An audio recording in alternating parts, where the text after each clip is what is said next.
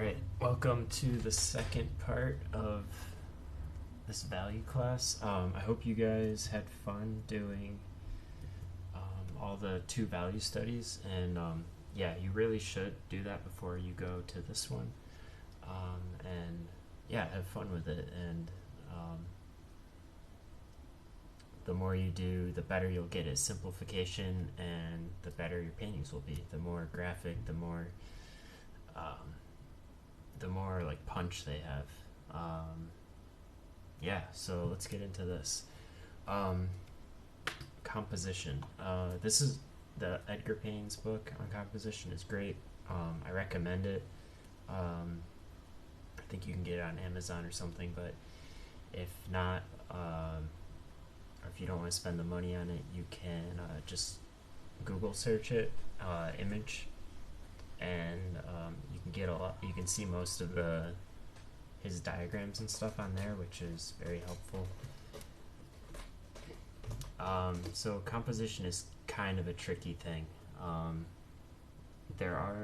You always hear about rules and stuff, but there's always ways you can break them. So that's why I say there's kind of no rules with composition. And we'll go over those as we look at some examples. So if we look at A compared to B, which one is more interesting? B is. You've got A is just perfectly symmetrical, same thing on each side, where B, you've got more dark than light, so that starts to become interesting. You can start to tell a story with that. You can that generally makes a more interesting composition. And I went through like some percentages, like 50-50, 80 to 20. These are definitely not rules. You don't have to like do a painting, turn to grayscale, and be like, okay, I gotta make sure I got 80% shadow and then 20% light. That's not what this is about. It's just showing that if you have more shadows than light, or more light than shadows, that'll generally make something a little bit more interesting. Here's just a couple more examples. 90 to 10%, 70 to 30. They're both like good compositions, I would say. Again, it depends on what the story is, what the lighting you're going for, the mood, and all of that. So everyone's heard of the rule of thirds, right? Splitting things into three pieces is kind of like, it's a pretty good rule, I would say.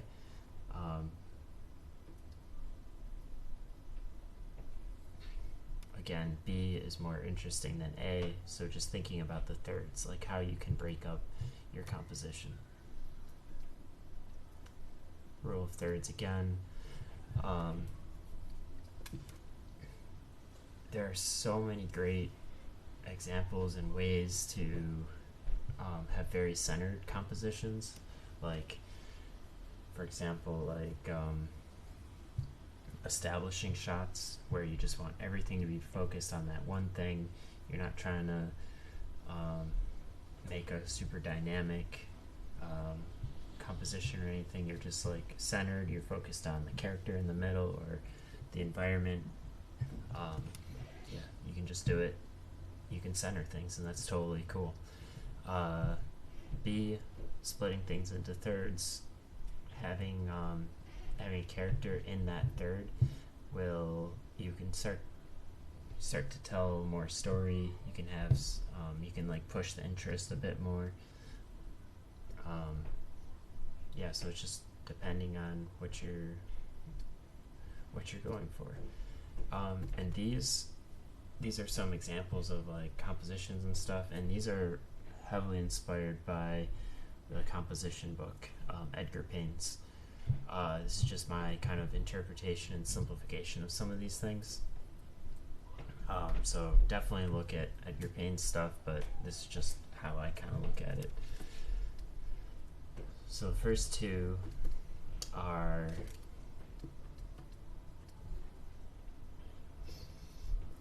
creating balance in your composition.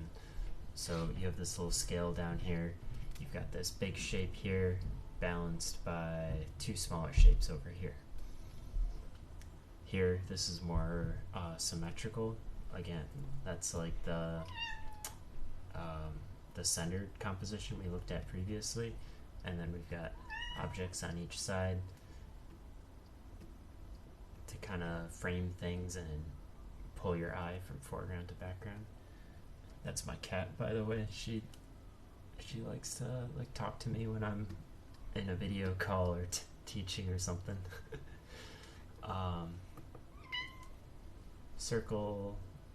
Circular composition. This is really great because you can lead the eye around your painting.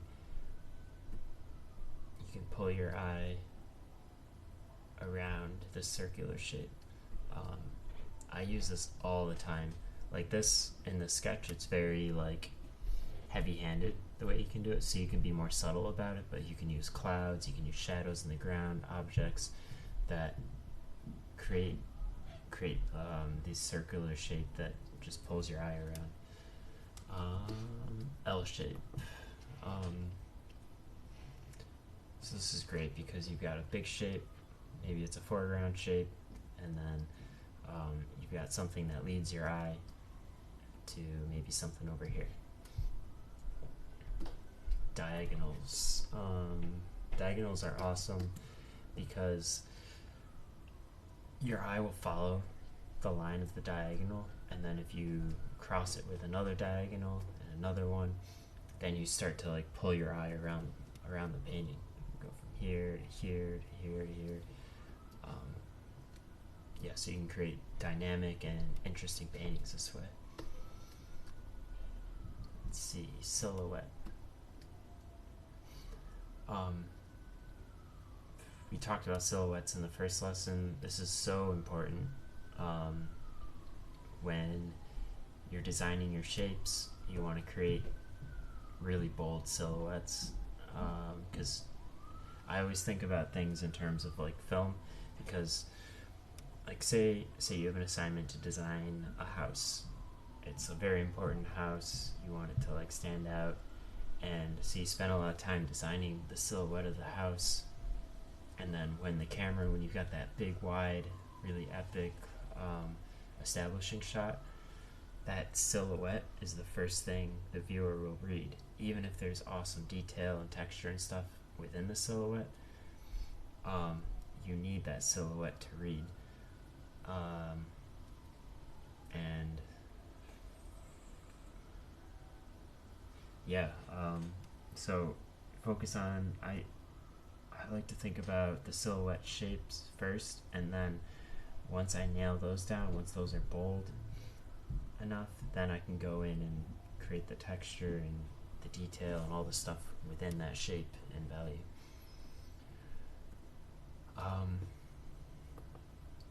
Tunnels are really awesome for storytelling because like your eye just automatically goes there. You know, you just want to go there. You can put a person in there or whatever. This can be an archway in a building, under a bridge, futuristic tube shapes, I don't know, anything.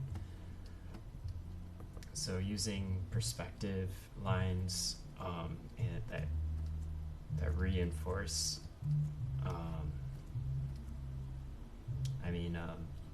using lines in your painting that reinforce the perspective is great, because then you're really pushing and kind of explaining that perspective in your painting, and that'll create more depth in your painting.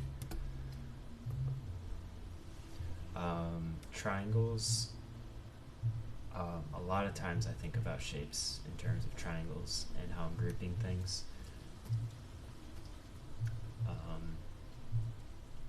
Like another example would be like if you've got few people,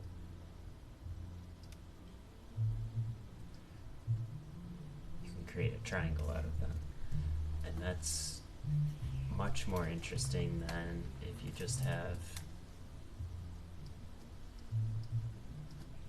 3 people like that, right? So if you take 3 people, maybe put one in the foreground,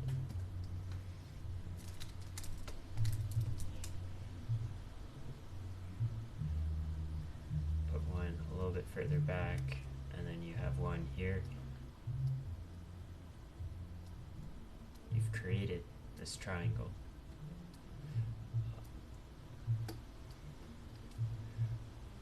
S shapes. This is probably one of my favorites because it is so, I just think it's so appealing to have like some kind of shape that leads your eye from foreground to background, and it pulls your eye from this side of the composition, then to this side, then to this side, and then there's maybe a payoff over here.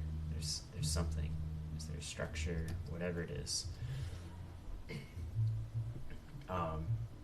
So I always look at those, and some people who do it really well is Richard Schmid. Mark Boges does it a lot. He creates these like S shapes in his foregrounds, so you can check them out.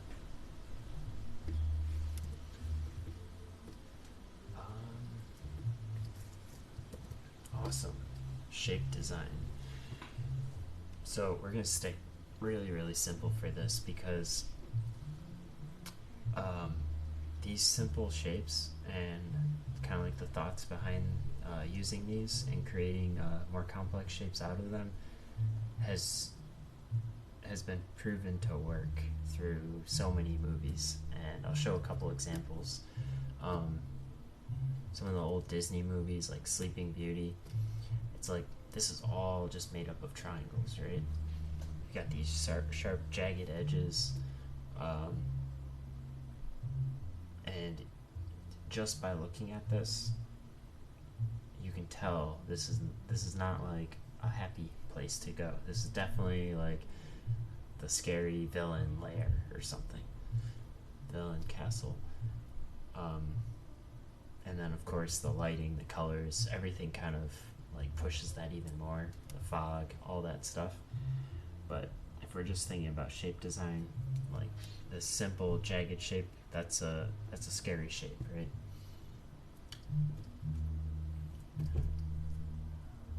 Another example, you got these jagged shapes. This is not like a happy place. There's something going on here, right? 101 Dalmatians, you know, she, I forgot what she did. She stole all the dogs or something. So that contrast with something like Snow White, this is like the good places. They kind of like, they use a lot of circles and rounded shapes in this, so you can see the contrast. Cloudy with a Chance of Meatballs, like this whole movie is super goofy and funny, so colors are pushed, the designs are really pushed. You get these goofy shapes, you get a lot of circles, even this character is like a circle. You have these plants that are circles.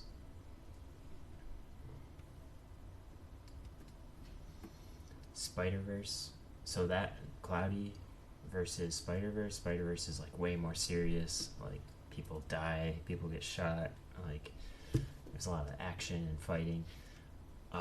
So shape design in this movie, we're using a lot of rectangles, sharper shapes, and if you break it down, it's just these simple rectangles.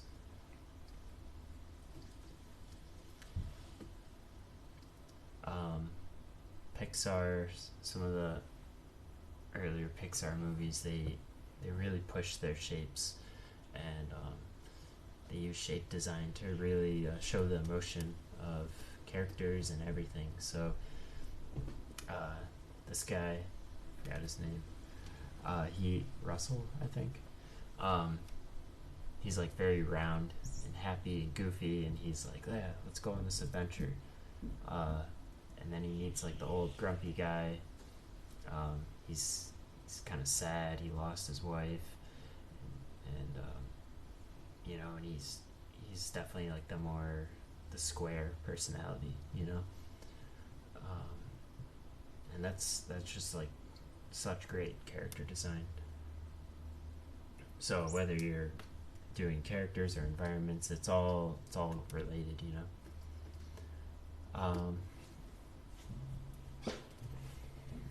Don't ask me why I did weights. I think because I drew the guy with lifting the weights in the beginning with the butt.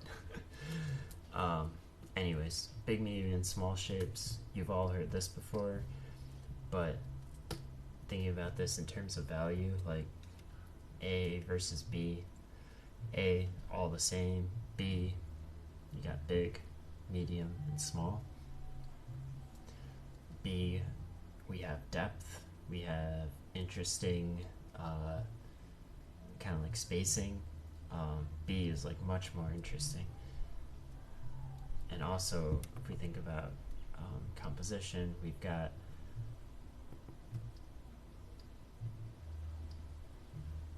that balance again.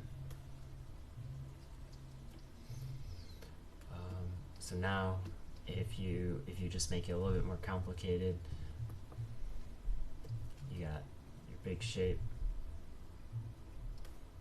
your medium shape, and then your small shape. And a small shape could be a negative space. It doesn't always have to be silhouettes. And like I said before, there's no rules, but if you like, B is much more interesting, but there are opportunities where you'd want to use A. Maybe you want that very very symmetrical, kind of like really like sturdy. There's a character here, and he has to like choose something. Maybe that's an example. Maybe he feels kind of trapped in this very like flat world, so then your shape design becomes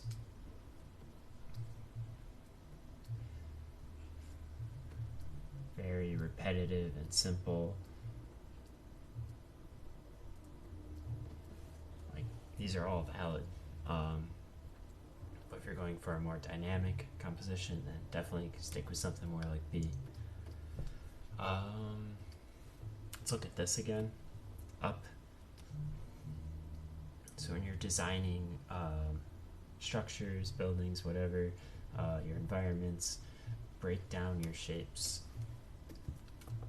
You've got big shape, medium shape, small shape.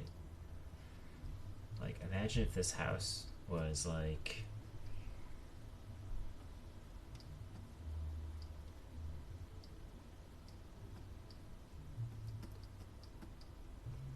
could definitely do that, but that's perfectly symmetrical. This one has like a nice simplicity, and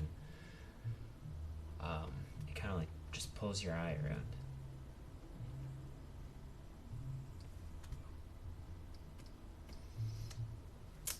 Okay, so now let's look at, we did 2 values last class. Now let's take that a step further. And we're going to add one more value. So I start all these paintings as if I'm doing 2 values. The only difference is I pick out one more value to add to it that I think will help this I think it'll like use it to push something, get like a little bit more information in there. I generally sketch with 3 values, I think. I feel like that's like a great number for me. You may like 2 values better, but both are valid.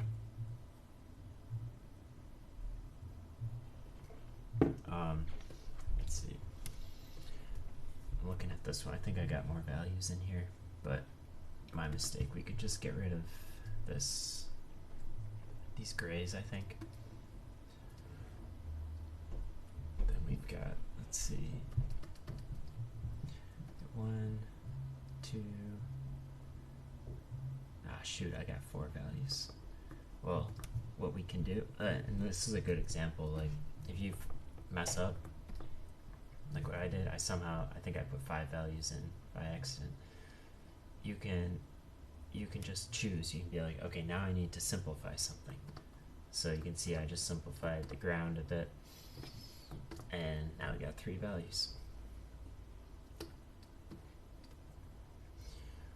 3 values, you really have to make choices still, like what we did with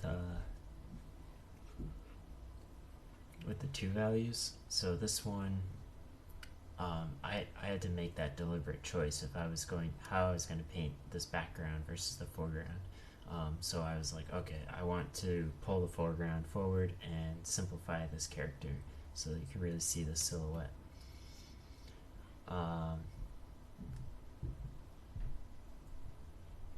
This one, I decided to keep the ground and the structure in that middle value range, and then I pulled in a bright right here as a focal point.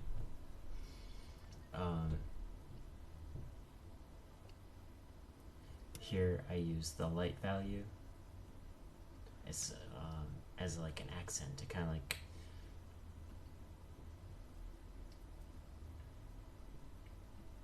create interest and keep your eye in this area.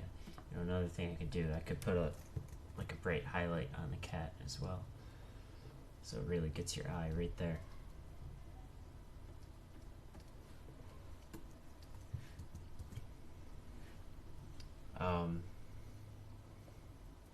Edgar Payne is just incredible. Like, look at these, how he's designing these shapes. Oops, there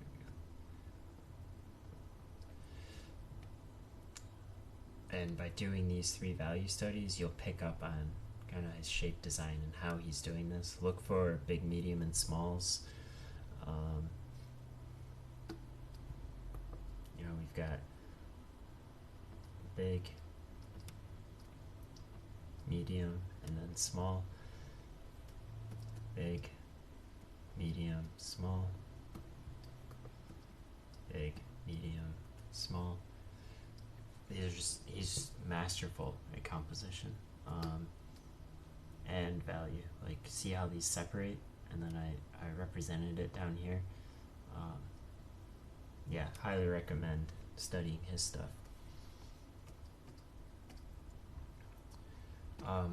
So when you're practicing these, you can start with 2 values like this, and then you add that 3rd value just to get a little bit more to it.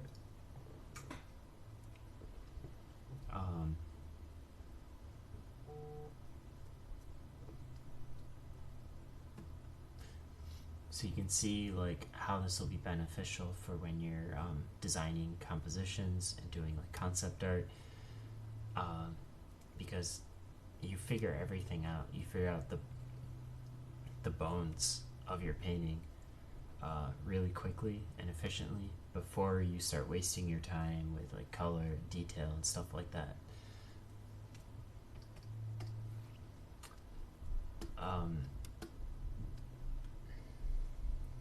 A friend of mine, when it was on one of my first jobs in animation,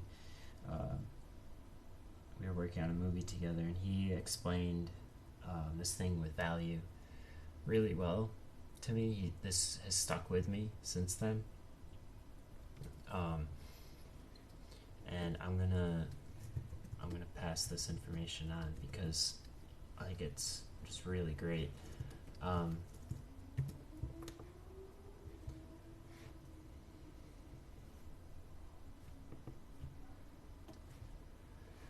So again, normal brush, nothing fancy to it.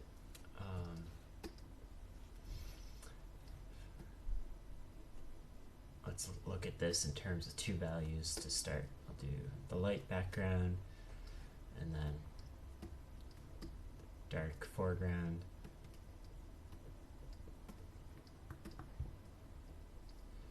So you'll see I'm painting with a big brush. I'm carving into stuff, you know, remember additive versus negative.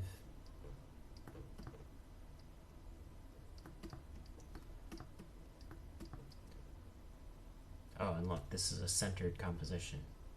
Character right in the middle. You know, they tell you in art school to never put something in the middle, but nope, you can do that.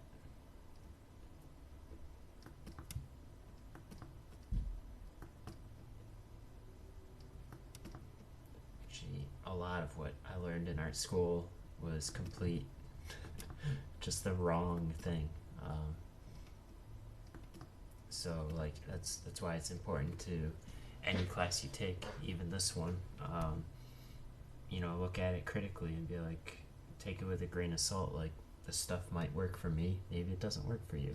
Maybe there's something better out there that works for you, and that's totally cool. But my idea, the like part of the reason why I wanted to make this class was because I feel like it's something that it can really help a lot of people, especially when you're first starting, and even if you've been doing this for a while and you just need this like as a refresher.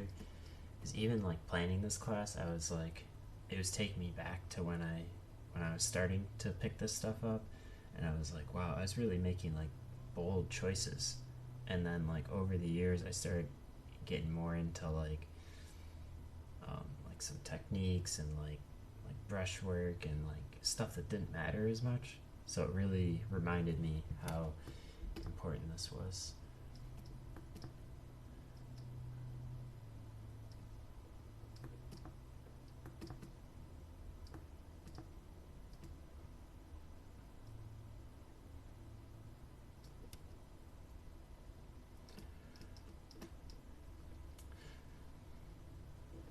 Okay.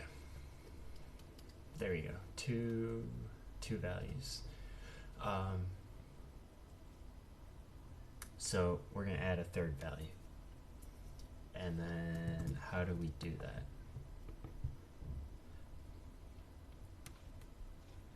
I think I'm gonna add third value to the lights back here, and this is where this comes in. So we have like a low poly sphere. If we think about this sphere as like we have simplified all the light values back here, right? So if we think about all these light values being represented in this sphere, one of these triangles in the sphere is the brightest bright. So think about that in terms of here. Where are you going to put that brightest bright? So if we take this, we'll do this. This is your value range for your lights.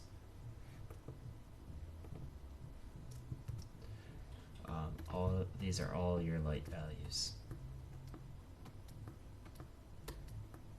And then this is your brightest bright.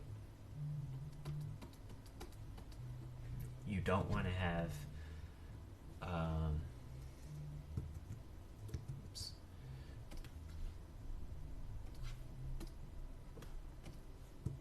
Just select this.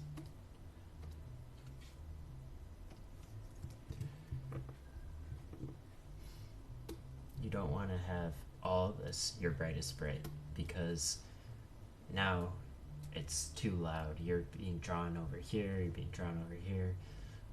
You use that brightest bright to really point the eye somewhere. So I'm going to reserve this small little triangle of this sphere. I'm going to represent that in these two brightest brights. So now my focus is in this area. Maybe it touches the sky a little bit. I'm using it very sparingly, and I'm keeping it in this area. So my focus is here. So what I'm not going to do is put that bright over here. I'll zoom in a little bit. I'm not going to put it over here. I'm going to reserve it for this area. Now by doing that,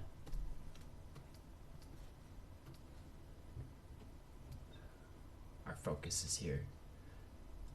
There's still high contrast over here, but not as high contrast as here, so it's pulling us in.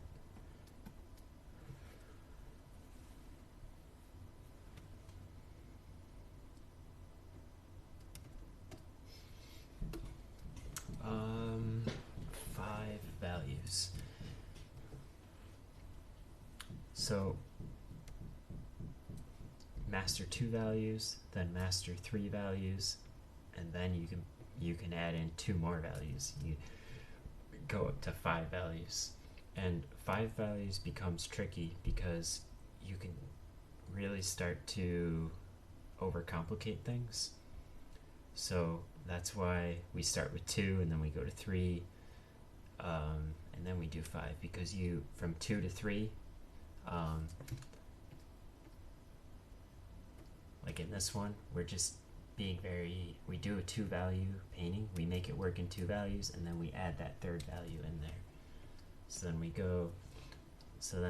we go from 3 values, then when we go to 5 values, then we just add in kind of sparingly or selective that 4th and 5th value. But 5 value is it's helpful when you're designing a composition, because then you can really get in there and be like, where is my darkest dark? So there's a lot of these blacks in here, but like darkest dark, highest contrast is right here. And these darks, I'm not putting them everywhere, right? I'm keeping them generally along the horizon and pointing towards the focal point.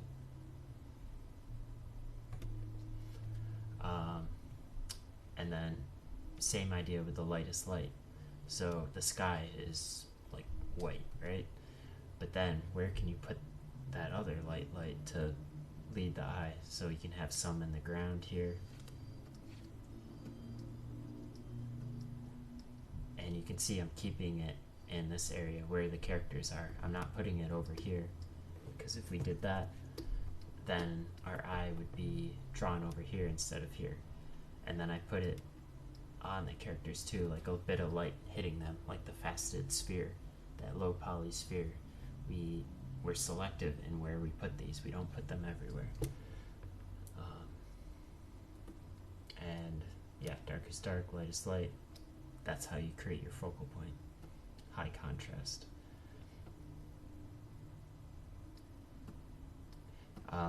This one, 3 value. I'm just putting the brightest bright. It's 2 values basically, and then the 3rd value. This is pretty high key. The 3rd value is just right in here on the characters, so you get highest contrast and brightest bright, darkest dark.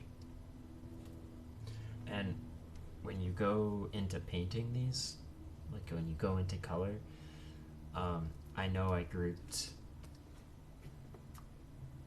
this gray value with the value of the trees and some stuff in the background. There's going to be subtleties that happen. Like obviously the things closer to us are going to be darker in this scene, because we have more contrast when we're closer to the camera, and things, because of atmosphere and lighting, get lighter as they go back. So that's where you can start putting in the subtleties, but when you really maintain this graphic statement that we created. And when you go into color, I find it very helpful to always maintain this graphic sketch that you did first, and be able to always look back to it. Keep it to the side of your screen when you're painting, or keep it on a layer so you can like click it on and off and like check yourself.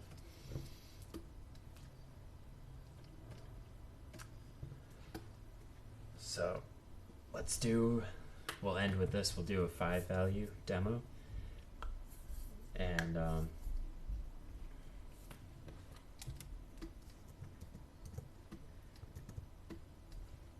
yeah, let's see. I'm gonna keep my canvas a bit bigger than I usually do, just so you guys can see it on the screen. But I'm gonna start with sky color. I think this looks pretty good. So treat this as a 2 value sketch. So I'm sitting back in my chair, I'm squinting. By the way, I love using a tablet rather than a Cintiq because it allows me to get far away from my computer screen. Because when you're in a Cintiq, you're limited to arm's length. But when you're in a tablet, I can sit way back and get far away. And that helps me. I'm a much better painter when I'm painting on a tablet rather than a Cintiq. But use whatever you're comfortable with. Just a lot of people think like, oh, I need a Cintiq because like everyone does it, but you don't have to.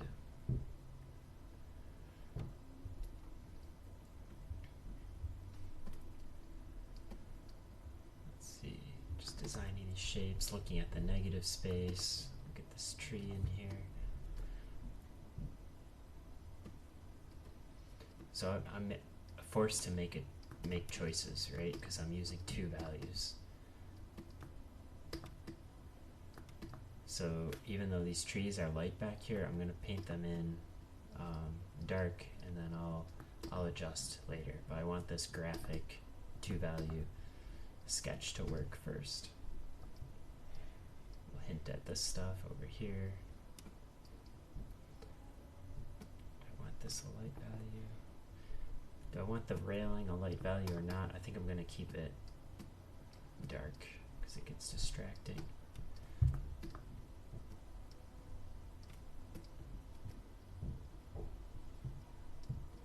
We'll just hit a couple of these shapes like that.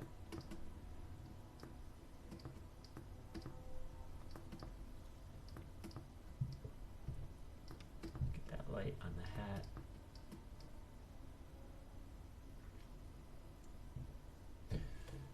Awesome, there's 2 values. Let's add a 3rd value.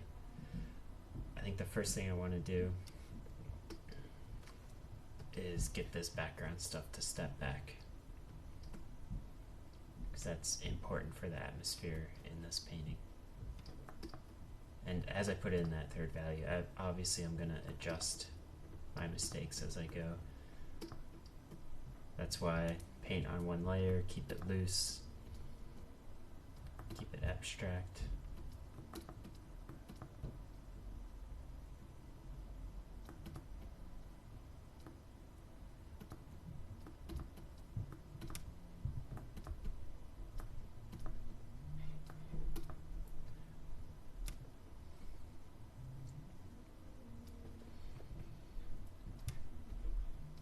We've got a lot of this middle gray back here.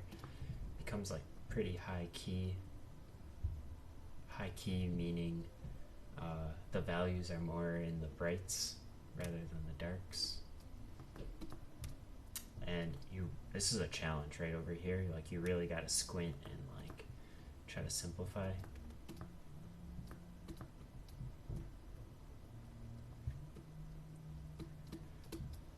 I'm going to flip this because I want to get a fresh eye on it.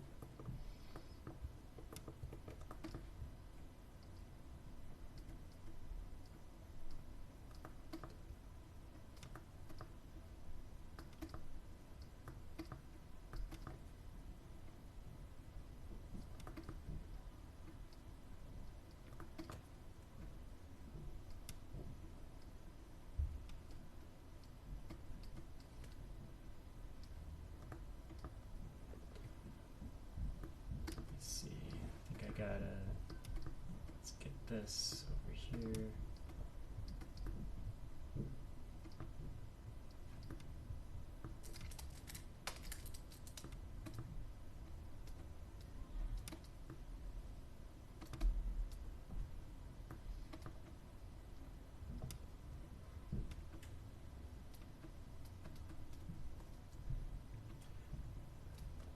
Make a decision with the water. Do I want it to be light or dark? I think I'll keep it dark.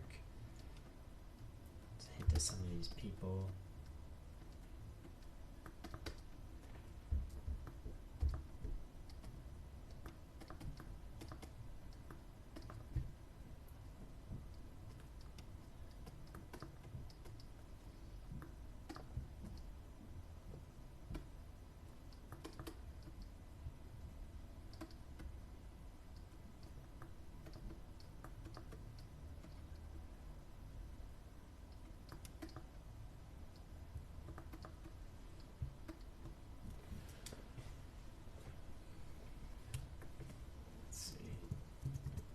This up a little bit, scoot this over. Alright, so we got a 3 value, let's add the 4th. Maybe my 4th will be the darkest dark. So I'll reserve the darkest darks for focal areas. I'll try to keep it more in this zone.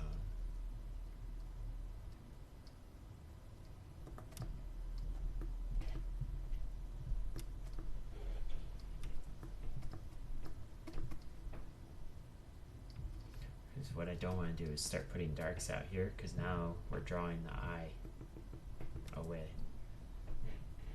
So I'm going to reserve the darks for this area.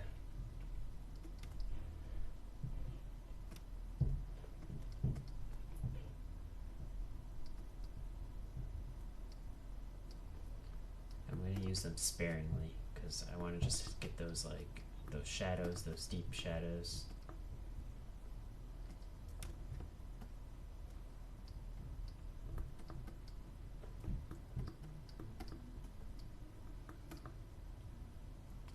Get a little bit up here.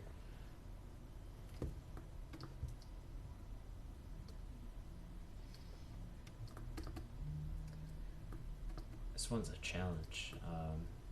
And I knew it was going to be because there's a lot going on. Sometimes it's a bit hard to simplify this, but that's good. You can see me struggle and try things, see what works, what doesn't work.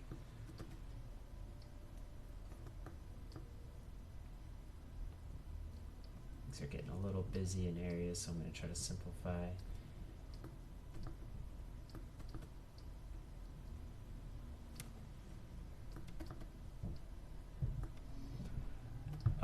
And I know I'm not giving feedback to this class, but I really hope that you guys do the suggested homework things, because that will really help you. And of course, if you have any questions, feel free to send me a message on Instagram. Instagram's probably the best because I'll go through my DMs every once in a while and check it, and try to respond.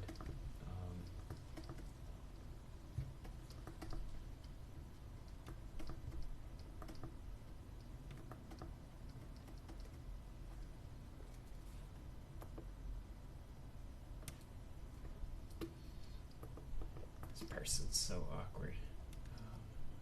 Try to fix it.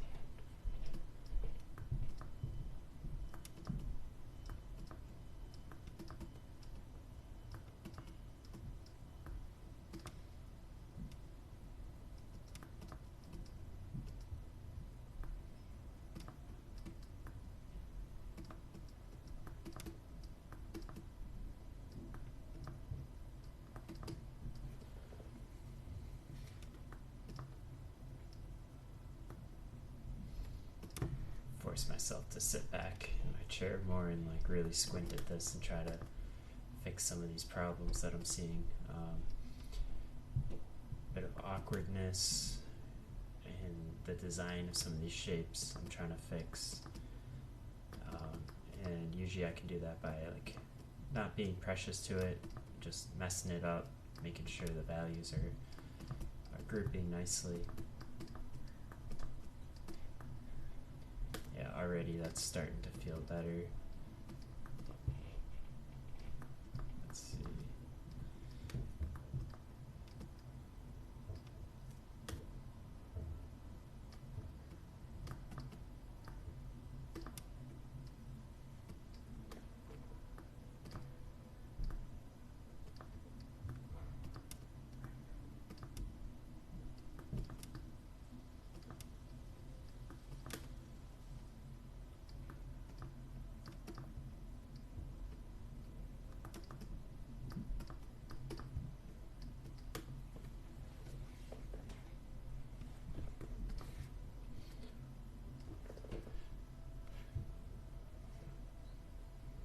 Now I can use one more value to get to 5.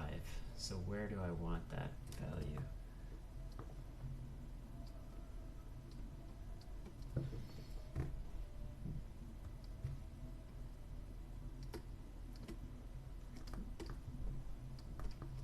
just fix this quickly.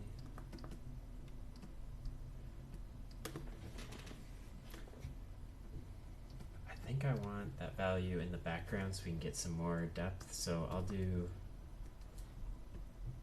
another light value here so we can really design some of the stuff in the background a bit more and push this stuff back.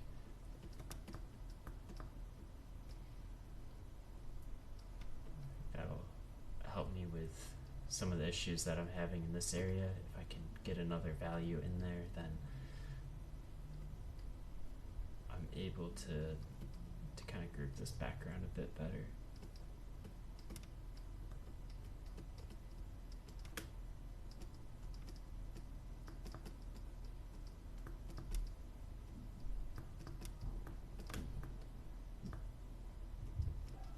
Paying attention to the direction of the light, you know, coming in this way.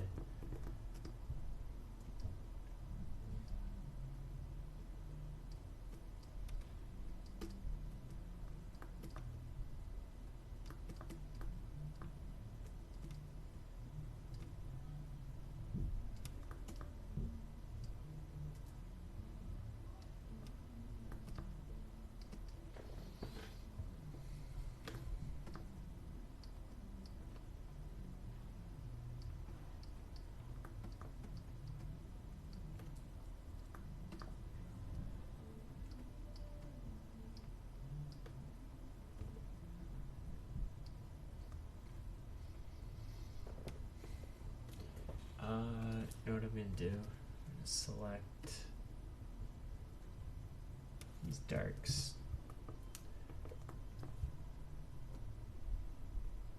I'm going to get rid of that darkest dark. So I think that works better. Dark was bothering me a bit.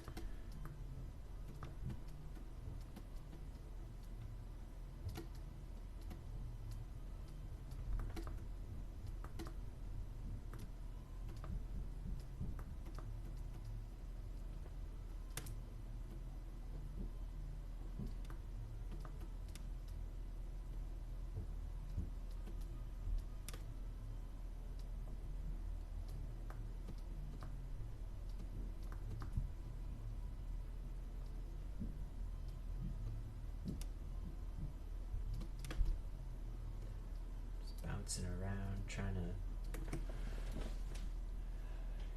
get this to read well. That is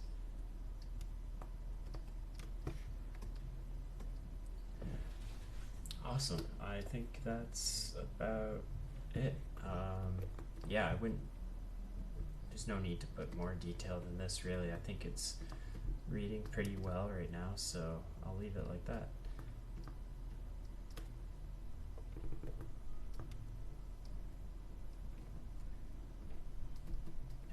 Push back some of this water a little bit too, because I've got some of these lighter values now.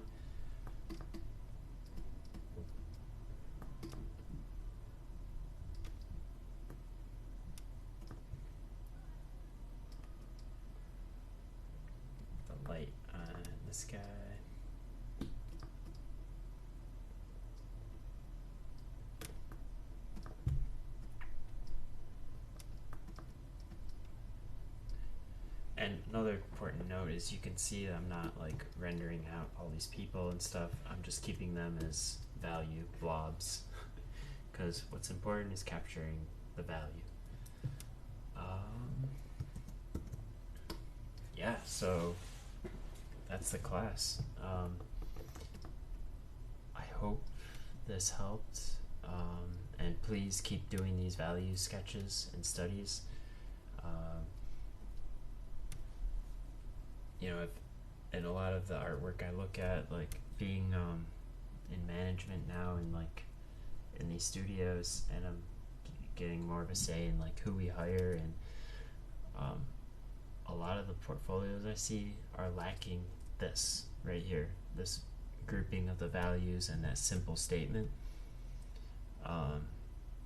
So yeah, I saw this as kind of like an issue, something that there's probably a need for this class. So yeah, I hope it's helpful. I hope you can have fun doing these, and